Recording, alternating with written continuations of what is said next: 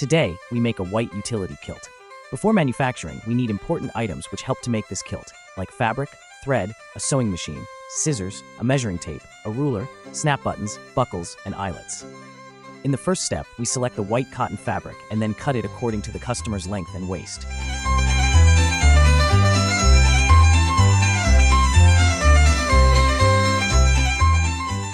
Then we make the front apron very efficiently. After that, we cut the fabric to make plaits and stitched with a straight stitch. Then we stitch the pleats across the top to secure them inside the kilt.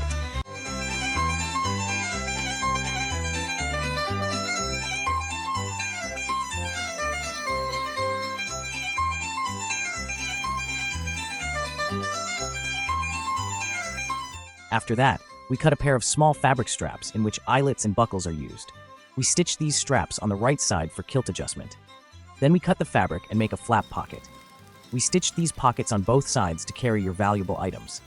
In the last, we cut 7 small loops and sewn on the waist area to wear a belt.